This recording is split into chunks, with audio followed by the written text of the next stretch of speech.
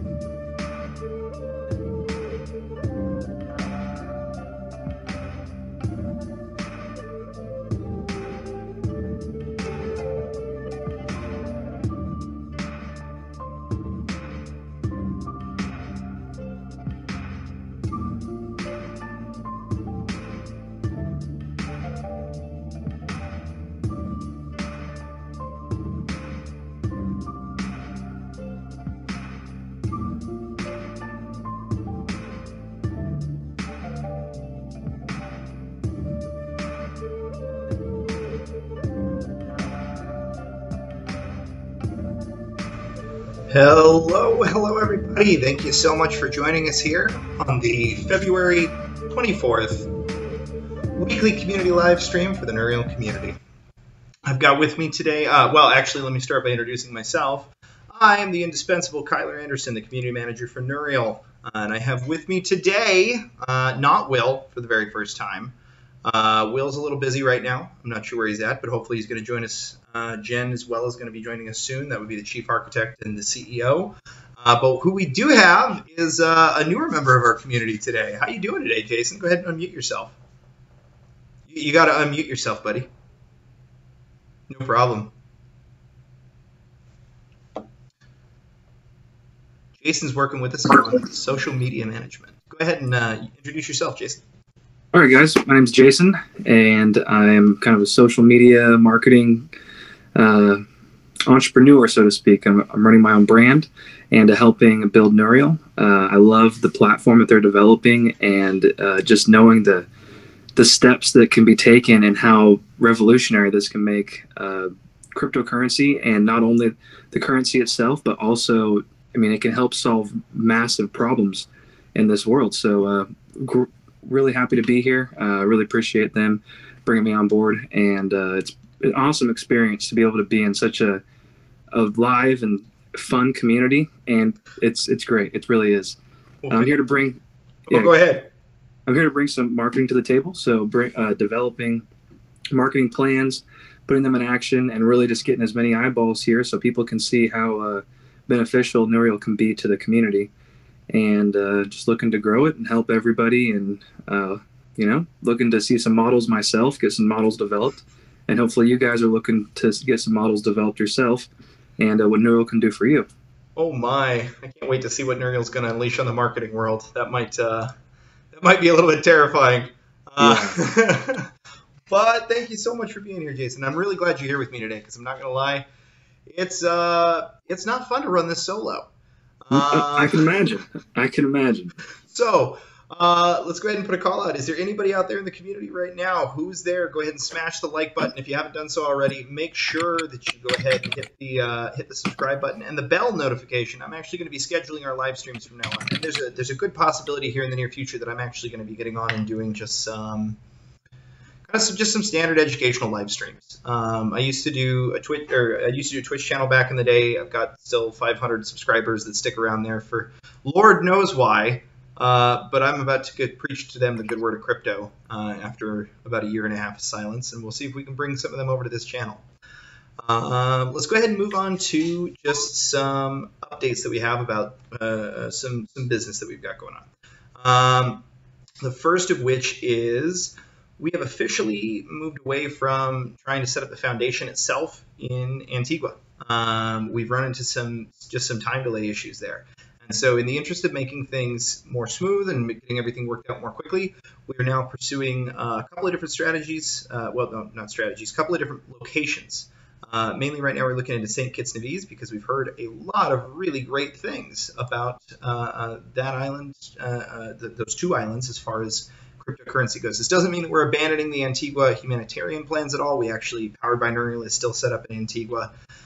It was just taking too long to get the foundation done, and it was going to end up with a token. So we decided that it was more important to get that taken care of. And then we can eventually move to Antigua if the opportunity presents itself. Because of this, that process is significantly faster. And so we plan on hopefully having that. That's going to be underway here very shortly. I'll just put it that way. I'm kind of the one in charge of getting that rounded up, and I was on a call at 6 a.m. this morning. So yeah, that's supposed to be a very, very quick process, and I'm happy to get that turned around. And then moving on as well, guys, I know I've been talking about it for a little while now, but we've been considering doing an airdrop. And more than considering, we've actually gotten in touch with a company who does kind of an automated version of the airdrop. Hey, Buku, can you go ahead and mute yourself? Your keys are a little bit loud. Yes. No problem, yeah, go ahead. Buddy. Thanks. Mute yourself just whenever you're not talking is the best procedure. Sorry, I should have led you through that before the stream, but there was no time. Anyhow, thank you so much for being here, everybody who's here. Once again, I know we're still gathering folks, so if you're just barely joining, smash the like button. Give us a share, in fact, into another group if you haven't done so yet. But don't just drop the link. Make sure that you put some kind of explanation about what kind of Kool-Aid they're about to jump into. Anyhow, moving on. We've been talking for a little while about doing an airdrop thing. We've had the task list, as you'll remember. And the task list is a resource that you can go to find out things Neureal needs and that we will reward you for doing. And that's been kind of a pain in the butt for those of you who've been on the task list, because you have to manually track everything that you're doing. You have to turn all that manual tracking back into us through an email address. And then once that's complete, we then have to manually pay you out. And it turns out that there is a company who's completely automated this entire process. And so we're partnering up with them. I was also on a call with them last night. Their boss is fantastic. He's actually a member of our community, and he's took a lot of time out of his vacation in Thailand to talk to me right before he went out to a party. So very, very hardworking guy. We're very excited to integrate into that community as well. I cannot pronounce the name of their company. So hopefully what I'd like to do is just have him come on next week and explain exactly what this is going to be. But essentially, we want to do our airdrop a little differently than a lot of people have done. We don't want to get uninvolved people into the community through this airdrop. We want to make sure that, yes, we want to bring people in, but we want to make sure that we're bringing quality people in. And one of the ways we plan on doing that, and to avoid bots, is an automated system where like you can give out referral codes and get friends involved, and we can reward you for doing that because it is super valuable for Neureal. But they're not eligible for to get those tokens just by clicking through a link and giving us their email address. They have to go through and actually complete one of the small tasks on the task list, just sharing an article or doing just one of the smaller tasks on the task list to be completed. Additionally, if you are a member of the Neureal community and you speak another language, we're about to add a new item to the task list, which is translating Neureal documents into other languages. And this would be I want to say a highly rewarded task. If you want more information about that, please just send me an email real quick with what language you're proficient in and how long you think it will take you to do. You can send that to Kyler, Kyler, at Neureal.net. And I will get back to you immediately. Or you can just drop me a link in the Telegram channel. Just drop me a direct message in the Telegram channel, and I will get back to you as soon as possible. Let me see. What other pieces of business did we have? This is where I usually have Will be the other half of my brain. Tell you what. Jason, why don't you go ahead and give us kind of an update on, lead the community through what some of your thoughts and strategies are as far as social media management and what you plan on how you plan on helping the team and by mentoring and enriching. Do you mind? Yeah. I'll lay down a pretty understandable process so everyone can get a feel for how our marketing process will go.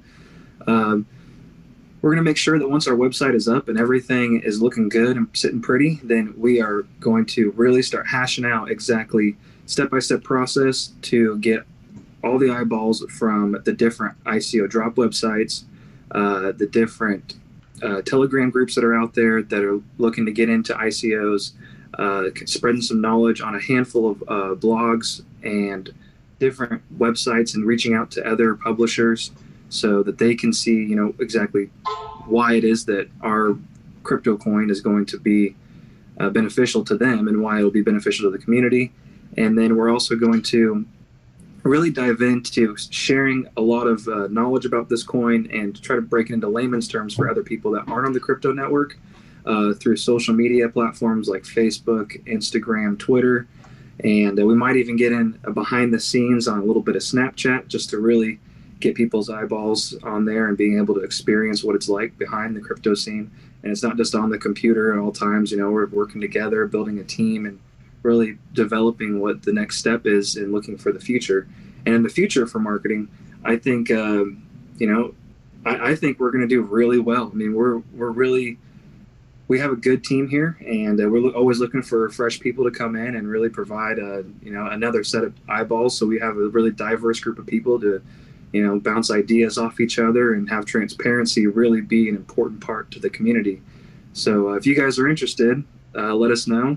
Feel free to contact Kyler. We're always looking for more people to come on. Absolutely, and that's this is all part of the task list, guys. And let me just go through a couple of the things on here. And real quick, I just want to say, Holy cow, do we have a speedy community. One of our community members is watching the stream right now. Eduardo, you are fantastic. Yes, I will get back to you as soon as this is over. And in fact, if you will DM me on Telegram, I can get back to you even quicker. But you've already sent me the email. Never mind. I'll skip through. I'll just get to you on there.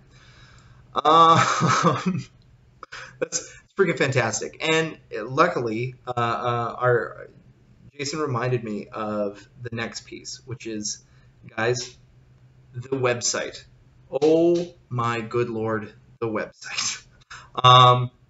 It's almost complete, and by almost complete, I mean there is a working version of it right now where the static images that I showed you a couple weeks ago, all of them are animated, and I didn't realize that. When I was happy with just the beautiful static images that they gave us, but every one of them moves a lot.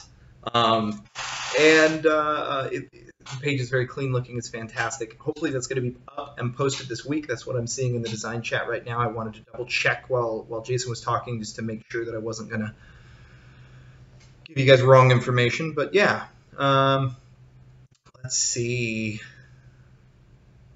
The next little bit of news is article writers. If you've been holding back, or if you've written an article about Neureal that we don't know about yet, or if you'd like to just get involved I'm sure most of you are aware, but Jen, our CEO, is also a writer.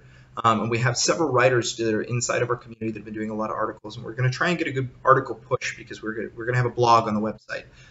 If we find articles out there that the community have written that we like and it's on your blog, we're going to find a way to feature that on our Neureal blog section as well. And again, we always reward people for good work. We honestly very much believe in providing value for value. So if you're interested in being part of a little writing circle for Neureal, to just kind of bounce ideas off of people, or I guess coordinate what articles are being written, please hit me up through Telegram in direct message format. I'm actually going to create a separate Neureal writers group. That we've got so many writers that are approaching the project now that just seems like the best way to go about it, to let you guys actually talk amongst each other and coordinate what's being written.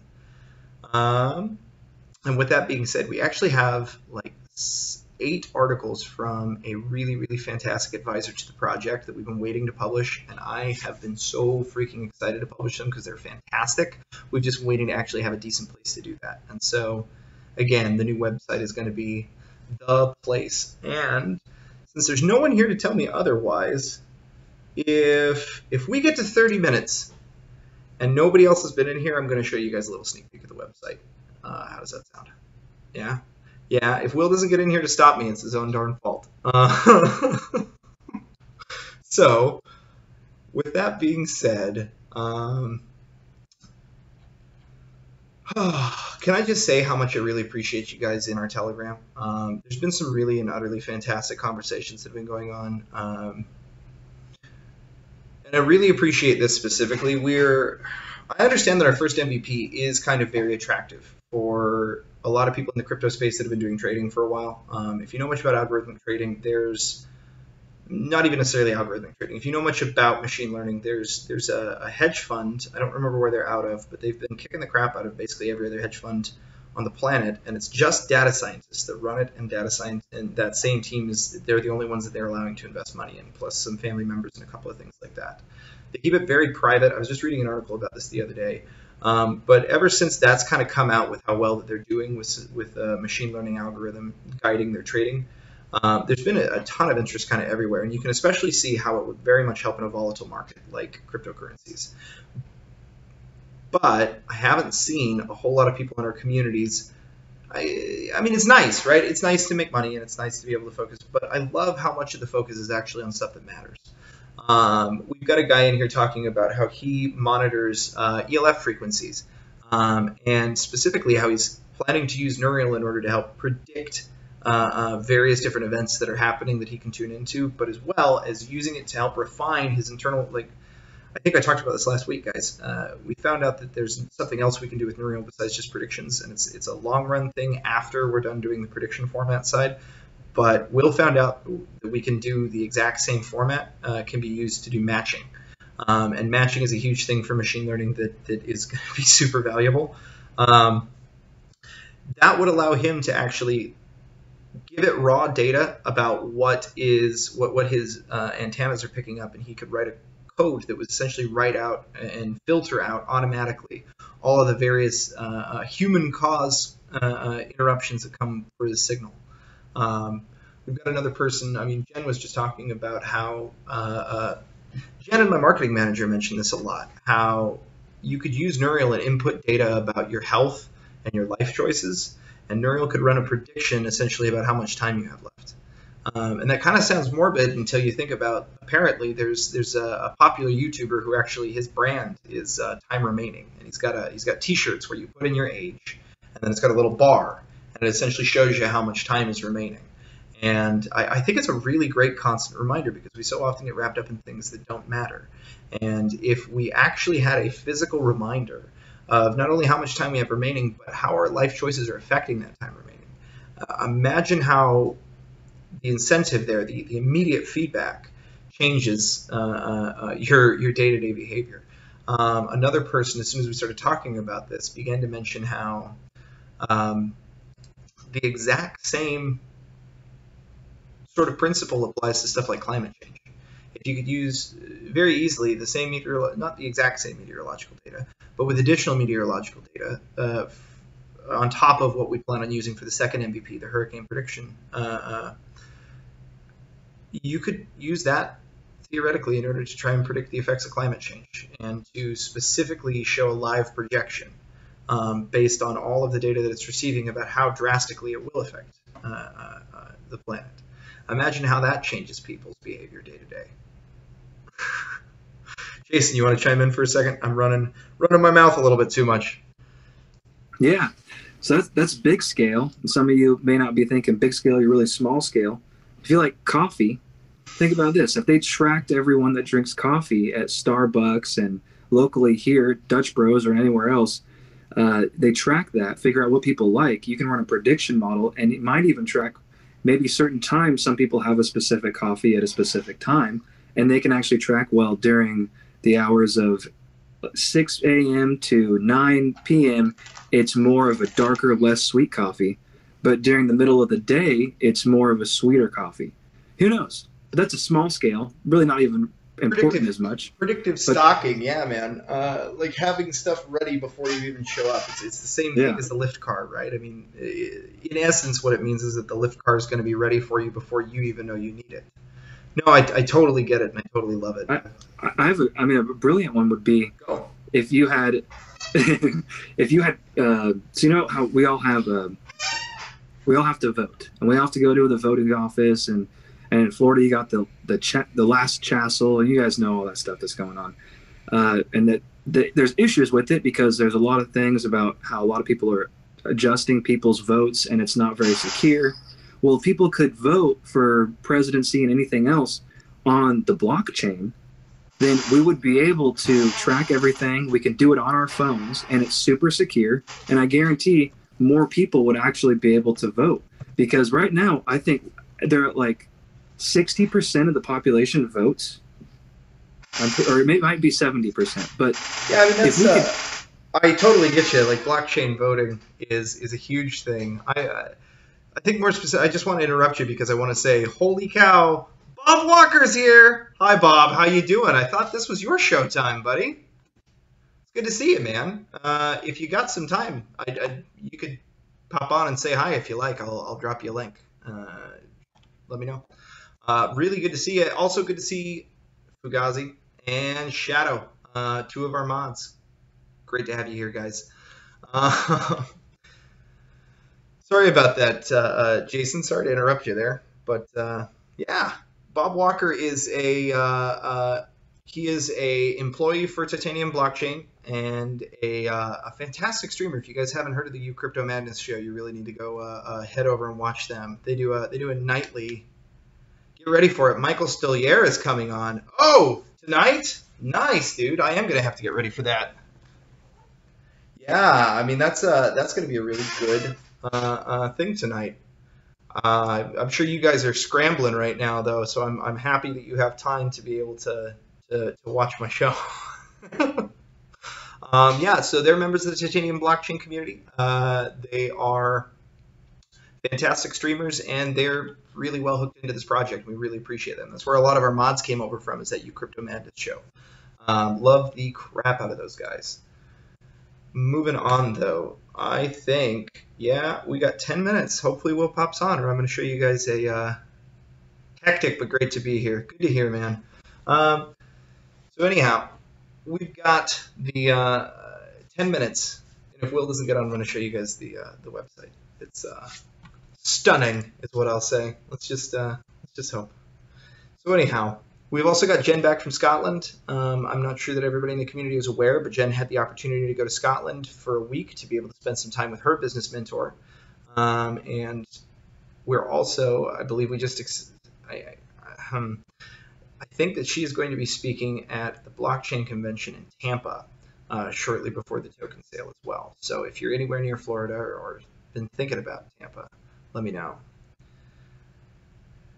Oh yeah, I've been waiting for the voting to come. Jason, you got a lot of fans for blockchain voting, and I completely agree. I completely agree with that. I think it's going to be a really fantastic. Like, guys, there are so many amazing things in store for crypto, and maybe that's where we need to go with this. Is that guys, I've been involved with crypto since 2011, and I heard about Bitcoin in 2009. I know that I said that on the show before. I was too dumb to listen in 2009 because I asked him, what can you buy with it? And he told me, well, some guy bought a sword on WoW. And I was like, deuces, nerd, I'm going to the bar. But now, obviously, who's laughing, right? Hensley, if you're out there, I owe you a beer, buddy. But anyways, that was quite a long time ago, and since then we've kind of been theorizing about a lot of these things that could be happening in the near future with blockchain technology. Voting has been one that we've been really excited about, but I'm not gonna lie to you guys, we had another guy look into our community today who's doing something else that's just absolutely phenomenal, which is peer-to-peer loans, peer-to-peer banking service through cryptocurrency for the unbanked. And I know that crypto already provides the opportunity to do that, but this is some of the niceties that you would get from a bank, and it also is just some of the ease of access. Oh yeah, imagine that, guys. Hey, let's talk about crypto voting here with Neureal for a second.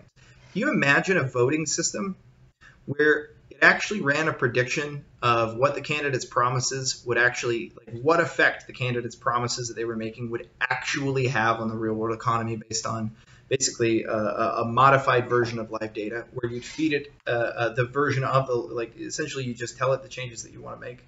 It'd be a lot more difficult than just a simple plain running live stream projection, but it could absolutely be done. And can you imagine maybe even a predictor of how likely this person is to commit indecent acts while in office, or how likely the person is to... I honestly, Bob, that's a really good point. I think the voting looks very different in that case. Oh, shoot, guys. Will joined. Oh, he had 5 minutes left, too, before I was going to show off the website. How you doing, Will? Good, I'm okay. Cool. How are you? Doing great. Why don't you take a minute to introduce yourself? Will Bound, founder of Neureal, or one of them. One of the founders. Heck yeah. Hey, you know what? There's a bit of news that I didn't get to bring up yet. Can we announce that Jordan Miller is more active with the project? I mean, I don't think it's ever been officially announced anywhere. He never went away entirely, but he was very busy with other stuff for a while, and he's diving into this pretty hardcore now. Yeah, he in fact, he was just over here picking up the Neureal computer we built with two 1080 Ti's to do all of our testing and whatnot, as far as like the stuff we were talking about last time. Fantastic. Yeah. All right, Will. Some stuff going there. We've covered most of the business articles already, I think. I told him that we're looking into and should have a new home for the foundation very, very soon. And I mentioned that if anybody knows a good law firm down there, we would very much appreciate you reaching out to us and letting us know. As unlikely as that may be. And then we mentioned the website and the blog session going up. I talked about the airdrop and that we are going to go with an automated service for that. And I kind of explained a little bit what that might look like. Was there any other news that you'd like to go over? No, other than I'm in the middle of doing the token sale contract, so I'm working on that right now. That's fantastic. And I'll be doing that pretty much full time for the next couple of weeks at least. So if you need to get a hold of Will, don't. Bob Walker's here, by the way. Will, he says hi from that's from Bob and Pierre. Oh, hey, how you doing? So, I mean, you can get a hold of me, but I'll need to start getting community involvement. I mean, looking at the code and stuff, and we're doing some, we're trying to figure out who we're going to have, like some other people look at the code and whatnot. So I mean, I'll just be diving in, getting as good as I can, and then when I get to a certain point, we can start getting community involvement in that. So that'll be fun. Heck yeah, man! I'm so stoked. This is chugging along at perfect speed. I'm really excited. Is there any other bits of news you wanted to focus on? Oh, can we talk about our 2 other new team members that are in the same sort of position as Jason is? Oh yeah, so we got Jared, and that we're giving him a chance to help out, and then I can't remember how to say her name. Kyler, you're gonna have to say it. Oh no. Let me look up how it's spelled again, because then I'll remember. She has a name that is not an English name and is not. I believe it's Russian, from what I could tell. And so she's gonna get really mad at us later. From Kazakhstan, yeah. She's probably gonna get really mad at us later, but let me see if I can find it. Oh, I know where to go.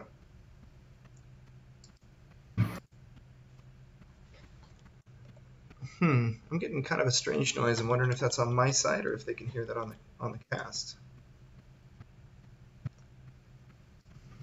Oh, hey. Perfect. No, it looks like it's fine. Me do that on purpose? Shadow, no. Never. Hey, Will, real quick before we move on to business points, Bob Walker actually proposed a really interesting use of Neureal that I hadn't thought about. I mean, everybody talks about that the blockchain is going to be used to do voting, but Bob mentioned how interesting it might be if how voting might change if people were running predictions on how exactly different candidates' proposals would affect the economy. Is that something Neureal could do to modify data like that, like live streaming data, and project into the future? Wait, say exactly what you're saying again. So essentially what Bob proposed was, how would voting change if you could see exactly what the candidate you were planning to vote for, if you could see what their proposed changes and their proposed budget would actually do to the economy, and maybe another projection about how likely that person is to commit an indecent act while in office, or something like that. It's kind of hard to. I mean, I don't know personally, like how exactly people are going to be able to gather that kinds of information from the data that's the predicted data. So it's very simple to understand, like the price of cryptocurrency, or it gets a little bit more complicated to understand how you predict where a hurricane path is going to be. As far as the social kind of predictions, those are even harder, huh? Well, the issue is that what are you actually predicting exactly? Well, like exactly what are you predicting? For the economic one, what data stream? For the economic one, what you'd be giving it is all the standard live data streams that you would use to project GDP and that sort of thing, and GDP into the future. And there's probably a couple 100,000 different data points for that have to do with different industries. But then you'd feed that into whatever their proposed regulations are. You'd essentially, or their proposed budget is. I guess I see what you're saying. It would be rather hard to modify it that way. You're not answering. Yeah, you're not. That was kind of a rhetorical question. Gotcha. Sort of on my part. No, that's not the actual answer, because what you're missing, and a lot of people miss when they're thinking about this, is how do you use the data, like the actual data, not what you imagine the data to be, or what you imagine the data that you need to do the prediction. So a lot of people, they try to feed in the data, they try to include the data that's needed to the prediction into the data that's that is being predicted. And so that's a hard conceptual thing for people to grasp, even data scientists that I talk to and stuff like that. And so, separating the data you're predicting from the data you're using to predict that data, that's an important conceptual thing to understand before you can really look at what Neureal itself can do. So Neureal is just predicting live data streams. That's it. There's no other thing. So you have to have a live data stream in order, and it's predicting that. It doesn't, by itself, it doesn't help with any kind of strategies or anything else or anything, right? Mm-hmm. There's nothing there. Okay. So a good example is that is our predictor bot. The reason I'm doing the trading bot is because it really will help people to really viscerally see. They can try it out and they can viscerally see exactly what Neureal's doing. Like I can see it in my head, but other people can't. And it's very difficult to get these like particular things across, so that people understand what. That's why we need to like decide like who's going to win or not who's going to win, but we need to decide which project's actually going to fit in our architecture when we're trying to do that contest you're talking about. Yep. And the reason why is because it's really hard for people to really grasp like what it actually is going to do until it's working, right?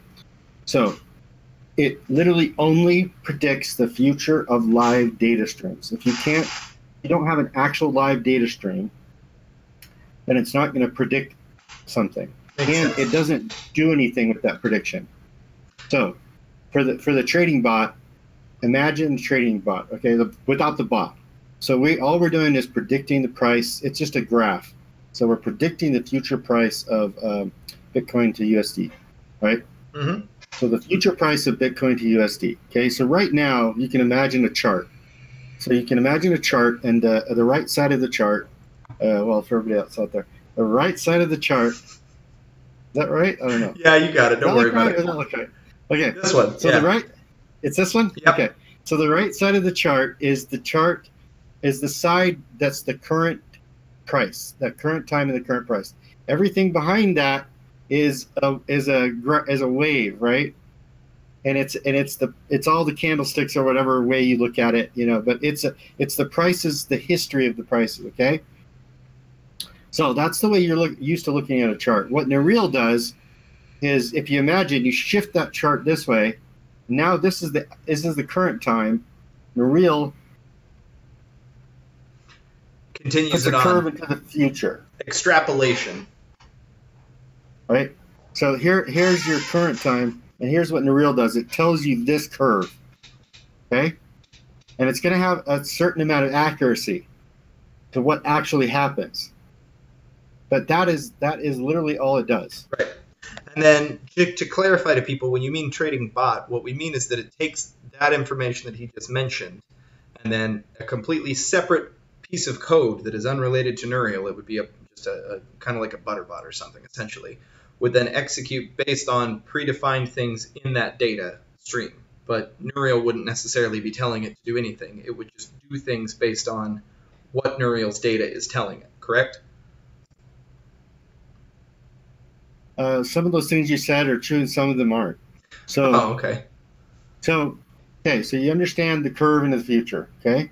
So basically the shape into the future is what Neureal is giving you. That's it. That's all it does, right? Right. To X degree of accuracy. At the beginning, it's gonna suck.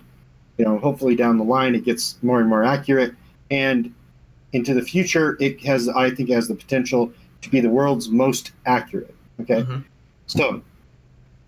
So imagine that. Okay. Now the trading bot is, like you said, a separate piece of software. Okay. So that separate piece of software, which we are going to create, is going to take as input. Okay. So it has a separate purpose. Its purpose is it's still AI. It's actually AI that we're going to create. And the purpose of that AI, it's what we call a reinforcement learning. We're going to do a reinforcement learning trading bot, and it's going to be AI, right? And everybody's going to have it individually on their computers that they can download. It's going to be open source. So they download this bot, and what it's going to do is it's going to have a particular purpose, and that purpose is set by the person. It could be, for instance, make me as much money as I can, as I can with X amount of USD. Okay, so I have X USD, make me as much money as I can. That's its purpose. Okay, so in order to fulfill that purpose, it looks at, just like a human would, that future data, that future curve, and decides at any moment in time what it's going to do. It's going to trade, it's going to buy, it's going to sell, how much, all that kind of stuff. Okay, that's what it does. Okay, we could do the trading bot without a bot. I mean, we could just have as a data stream the price of as a an Oracle data stream. We could have the USD to Bitcoin price on Bittrex or something, right? Mm-hmm. So we're predicting the future of it, and all we do is show that graph. That's it. I mean, that could be all we do for Neureal's MVP1, but we don't want to. We want to add in an automated AI part that utilizes that and does it for you, right? Rather than you doing it. So a human being can look at that future prediction and be like, oh, hey, the curve's going up. I'm gonna wait. I have a whole bunch of Bitcoin, and the price of Bitcoin's going up. Like this thing's telling me this curve is going like this, right? Mm-hmm. So I'm just like, I'm not going to sell it right now. Right. It would essentially help you find the peak of when it starts to come back down. Well, it would attempt to predict the peak of when it starts to come back down, and then your bot would act off that information. No, I'm not talking about the bot anymore. Oh, sorry. Yeah. So without the bot, like a human being can look at that, and it can that human being who looks at that curve can decide, and we will do this as well. This will be our first thing we do, is visualizing that future curve. We'll have a graph and it'll show it, like exactly like I just talked about. Mm-hmm. Like it's going to show us that, right? We're going to have an application, you pull it up, and it's going to have the price of Bitcoin, and it's going to show you that curve, what it thinks it's going to be. And you can decide. You can go out and say, like, I'm going to buy, I'm going to sell, whatever. Like, people can use that information any way they want to, right? And whatever strategies they can come up with, whatever they want to do with it.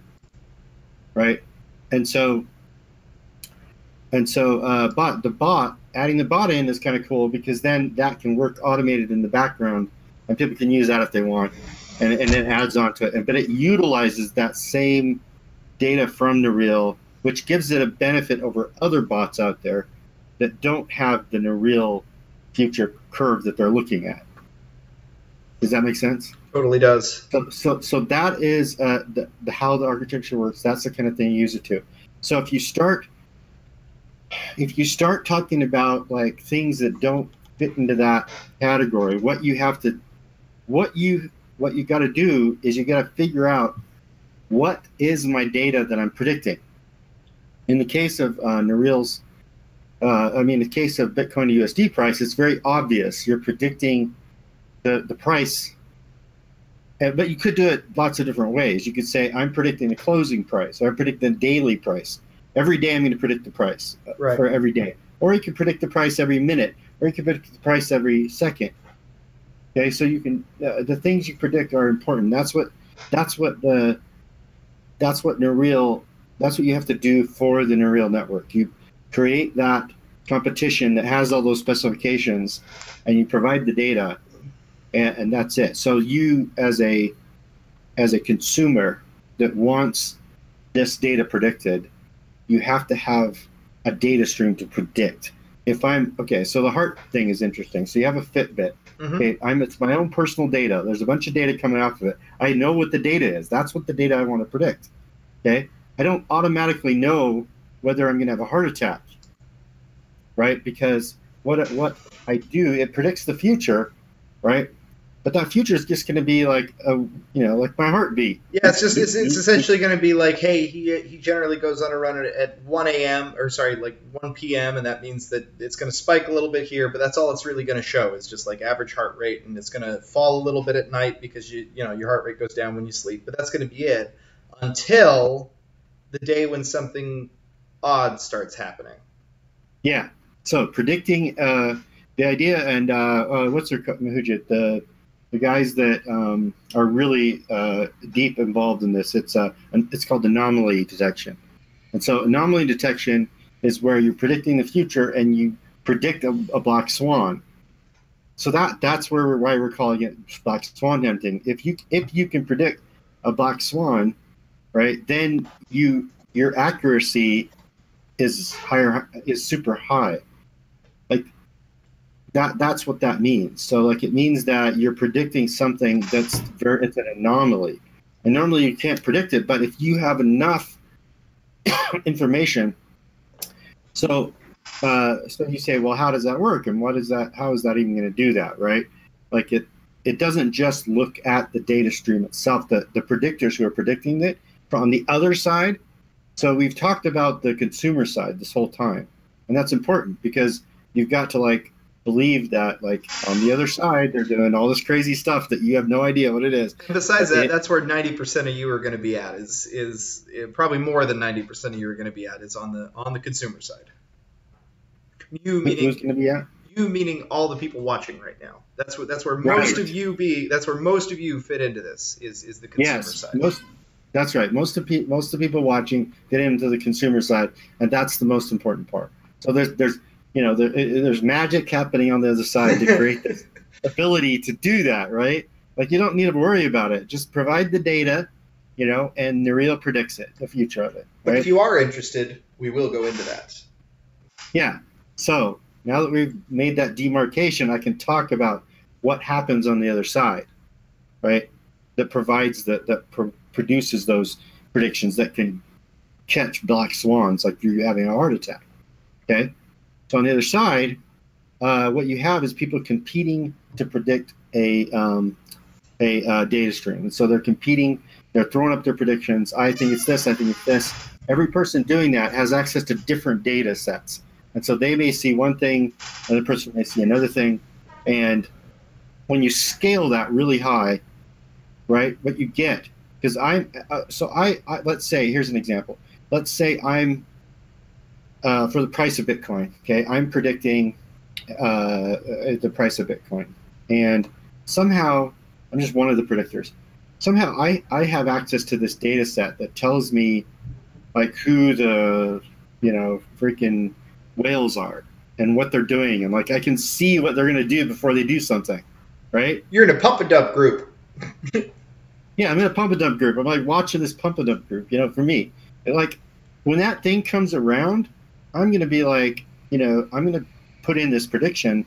And if it's happening fast enough, I'm going to see it. I'm going to put in some predictions before other people. And that's going to be weighted into the system. And of course, it won't know right off the bat. But as soon as I start hitting those events, right, other people are going to be like, wow, this dude must know something that other people don't. So the first time it's not going to make that much difference, right?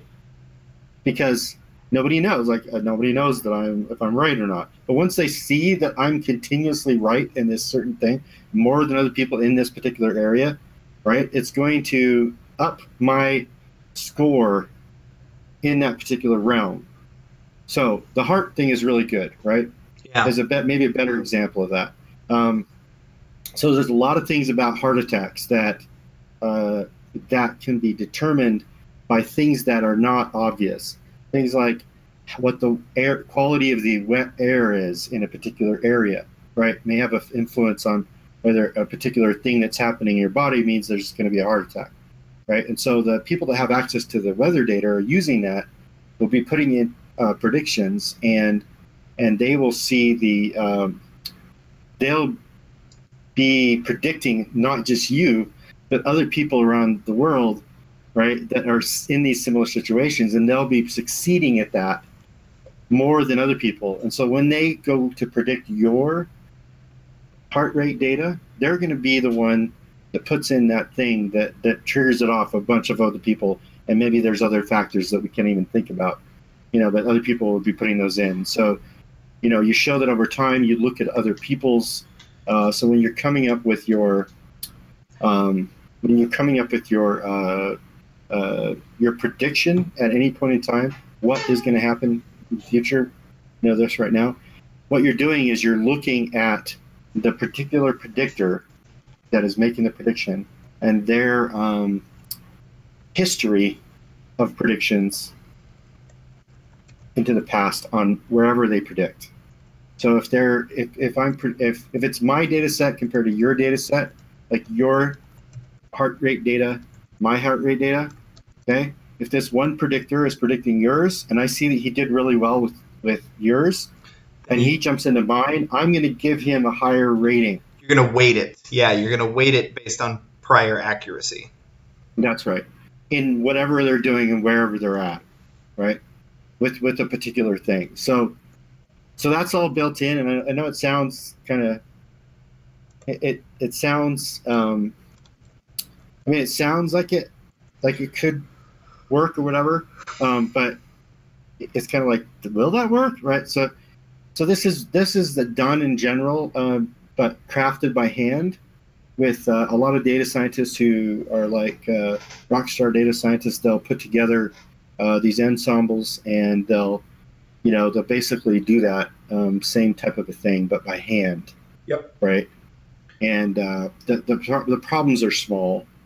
Those problems are small when they do that. But this is like world scale thing, and the problems that we're solving are things that, and not solving. That's not the right word. The problems that we're making better predictions about than, like you can, like Ben said to me the other day, is like, time series is all figured out. I'm like, yeah, to a certain accuracy, but you can't, like, how do you go farther than that? Like, how do you go farther than that accuracy of the traditional, what people do today on an individual basis? And this is the way you do it. You coordinate on a global scale with access to global resources, with access to global data sources, right? Absolutely. Hey, this is one way. I don't think it's the most efficient. If you talk to Jordan, we came up with a 3-tiered efficiency kind of architecture, right?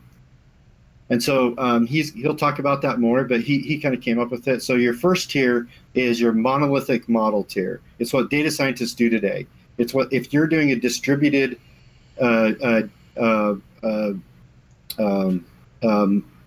model today, you're doing a monolithic distributed model. That means that everybody has to have a copy of it. There's one model that you deal with to rule them all or whatever. Okay. The next stage is what we're talking about. Like it's decentralized. It's not as efficient as the last stage. It's definitely not as efficient. Yeah, but it makes up for it in being able to break through the barrier at the other side and be the most efficient, right? So in the end, it has the potential to be the most efficient because it can have the most resources and be the biggest, right? Because it collects everything together. And so there's that. And it has an incentive model, like Bitcoin. And then that makes it work. So then there's the third one, though. So that's what I was wondering about. What's number 3? Yeah, so there's a third solution. And, when me and Jordan were first designing, I think he kept having this thing in the back of his head. And I think it was kind of one of the reasons why he particularly had an issue with what we were doing.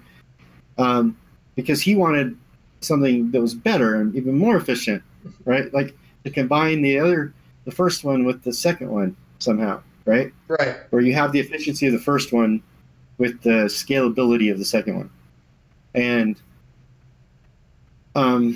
And so the way that has to happen, that I figured out through all of my everything I've done, the way that actually has to happen is that we need to be connected directly with the machines, like in a very deep, like intimate way. Direct brain interface. And it's direct brain interface, basically. Is the issue, and not only that, but some sort of it's about language. So I posted just a post on just recently on Twitter, and I said human language is a lossy compression algorithm. Yeah. And so the issue, it doesn't even have so much even to do with computers either. It's literally this, what happens in here, and how I work with what happens with you there. So what happens in your head, what happens in my head, like we connect with each other through this lossy compression algorithm called language. right? We interact with each other. Our brains Right. interact with each other. But it's a very imperfect interaction, and I think I see what you're saying. Like the compression makes us lose it because my definition of a word and your definition of a word, they drop very different images in our own heads, right? Yeah, right. But there's a lot. It's a higher bandwidth than you think. It's not just vocal language; it's human language. It's what I'm doing with my hands. It's how I make my face shape. Yeah. It's all the things that we use, and all the pathways of information transfer, that we use to connect ourselves up, and that is the second one. That's not the third one. So we talked about the three. Mm-hmm. So we are in that same boat. So there's basically that, people talk about it called the human colossus, right? It's the collective hive mind. Oh, I see what you're saying. Like humanity is that second one right now, and I see exactly what you're saying. Like I've said this before that humans monitor our we basically define intelligence by our ability to make accurate predictions about the world. Small scales and big scales. Like on one scale, Yeah. there's the ability to catch a baseball, and all of those leading up to that's a prediction.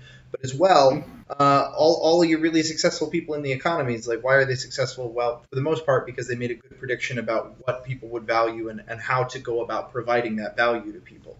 So I Right. see what you're saying though, because we're oh my gosh, Will. Wow, sorry. What you're saying just clicked for me. Yeah.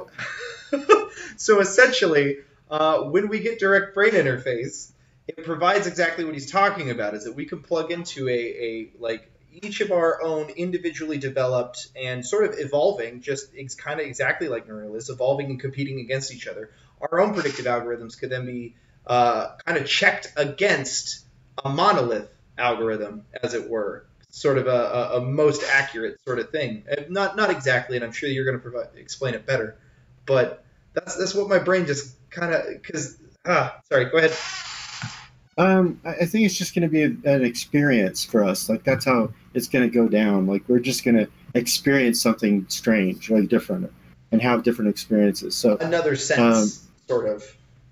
Yeah, it's like what I always talk about is splitting your brain in half. So if you cut your corpus callosum, you become two different people. Yep. So you lose that tight interaction. It's just the bandwidth between the two entities, right? It's about the bandwidth. So if you have a limited bandwidth, then you have to create a common language for that to interact. As you scale that bandwidth open bigger and bigger, your language becomes more or less and less lossy, and you have less and less compression, right? And your language becomes more and more complicated and more and more precise. I was just going to say, and pure. I almost want to use the word pure because you're actually communicating actual predefined definitions, and you have a shared. I wouldn't call it pure because it's very messy and very complicated and very specific to each interaction. Mm. So if I hook up my brain with you, it's going to be completely different than if I hook it up with Jason over here. If I hook my brain up with you, Jason, what the thing we form together is going to be completely different.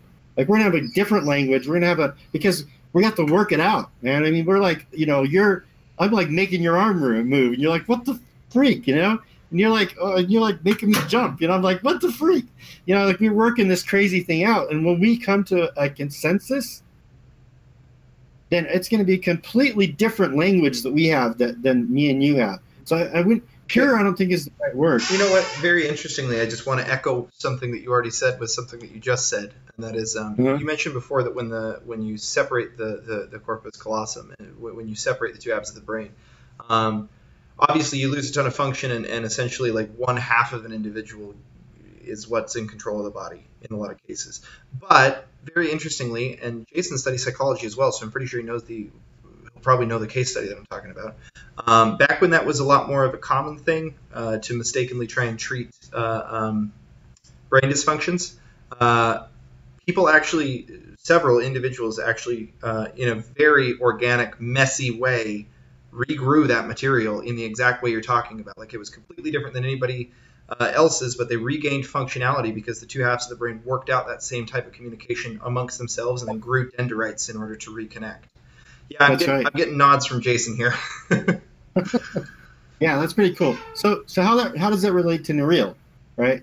So the thing is Neureal the language of communication between the AI nodes? Like when we create our default predicting strategy, right? We're going to have that set up like for people. They don't have to make their own AI and stuff. Like we're going to provide that as a default, AI system. So if I talk about that, so all those nodes that are there, right? Their language that they communicate with is the blockchain. That's their language. Them putting up predictions. So the prediction itself becomes the language, the communication language between the nodes, between the AI nodes. Wow, that's a very elegant way to put that. And so that's kind of how it works. In an architecture, if you have a neural network, if you can imagine like a neural network, just a bunch of connected nodes, right? And that's it. You have an input and an output, right? If you have a whole bunch, like 3 of those put together, you can take the output from all 3 and put it into the input of all the other 2, right? So you can take the output of this one, put it into the input of the other 2. Take the output of that one, put it into the input of the other. And that is what Neureal is doing. That's what the blockchain is doing. Because you can read the output of everyone else. So you put up your prediction, but at the same time you're reading everybody else's predictions. So you're putting the output of other people into your input. And that's how we're going to architect the default prediction strategy. Like in reality, that's what we're doing. And so we're using recurrent neural networks, which are self-recurrent anyway. And so that's how we're doing this, setting this up. So it's kind of like it's unsupervised learning is what we're going to use. It's unsupervised learning because you change your you do your learning and your backpropagation based on how well you predicted the future, how well you predicted. So you just compare when the future happens, you compare your what you predicted back here in the past to the actual value when it comes out, and that's how you learn. So that's what we're setting up for the DPS. We've only got 3 minutes remaining on the stream, and I did just want to get one question, which was about exactly what you're talking about. Not exactly what you're talking about now, but something you mentioned just a few minutes ago.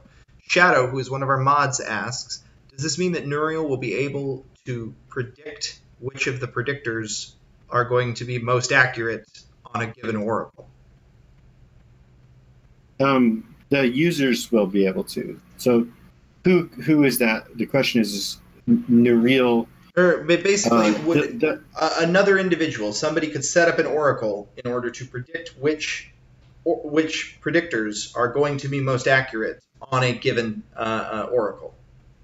Well, that is actually what we're doing with the DPS. Cool. So if someone comes in with something different, and they are really good because they have access to data, that's great.